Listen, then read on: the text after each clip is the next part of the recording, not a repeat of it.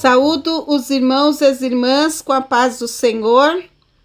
Eu sou a professora Amélia Lemos e ministrarei a leitura diária referente à lição de número 9, de 1º de junho de 2025, intitulada Jesus, o caminho, a verdade e a vida. Neste sábado, dia 31 de maio de 2025, leremos o Evangelho de João, capítulo 15, versículo 26, capítulo 16, versículo 13, que nos fala sobre o caminho com Jesus. O Espírito Santo testifica do Filho. Primeiro texto. Mas quando vier o Consolador, que eu da parte do Pai vos hei de enviar, aquele Espírito de verdade que procede do Pai, ele testificará de mim. Mas quando vier aquele Espírito de verdade, ele vos guiará em toda a verdade, porque não falará de si mesmo, mas dirá o que tiver ouvido e vos anunciará o que há de vir.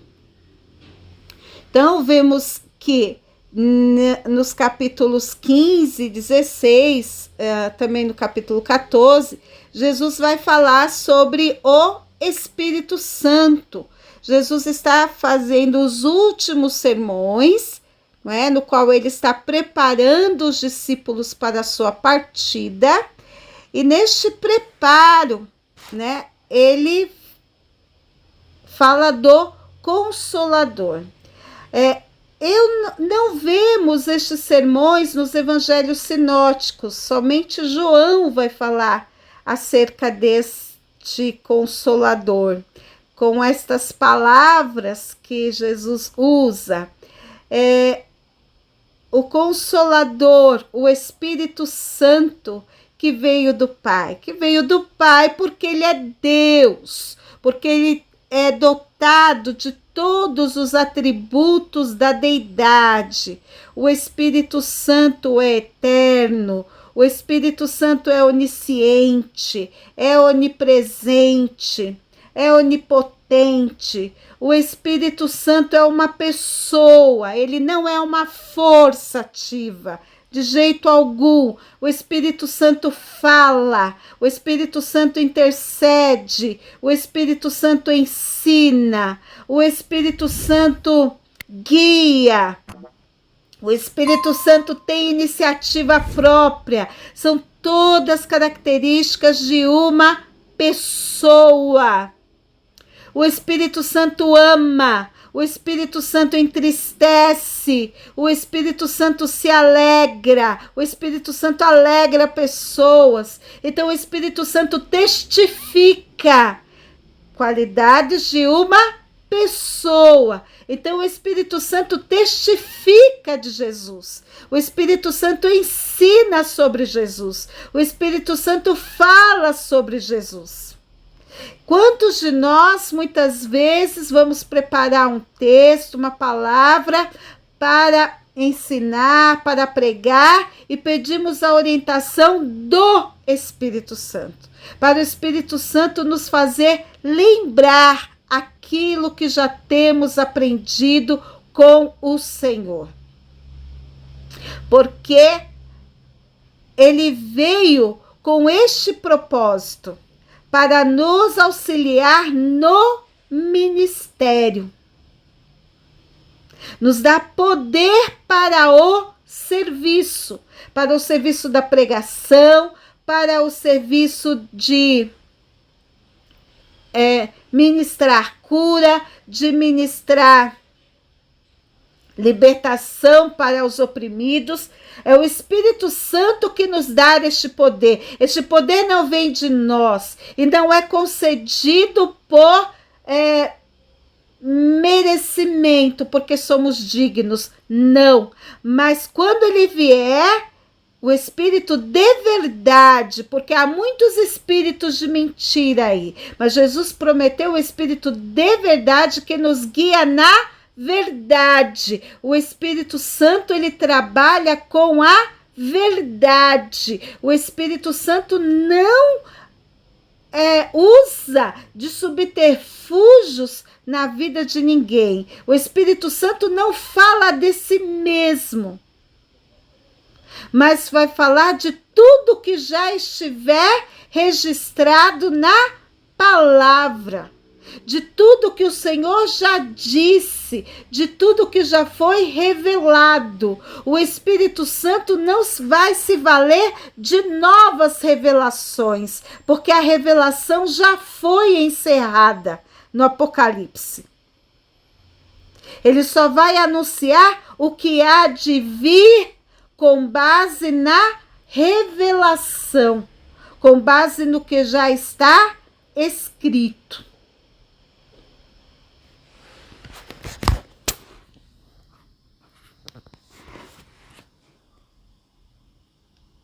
É isto que algumas coisas precisam ficar claras para nós, porque há alguns andam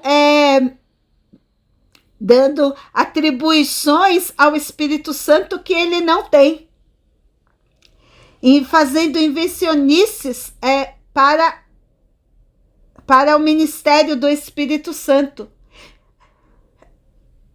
dando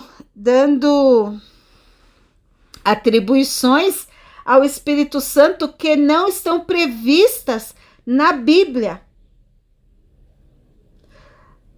É só observar o que a Bíblia diz sobre o Espírito Santo. A Bíblia nos ensina nas epístolas de Paulo, no livro de Atos dos Apóstolos, está tudo ali. O Espírito Santo que vem trabalhando desde o Antigo Testamento, de modo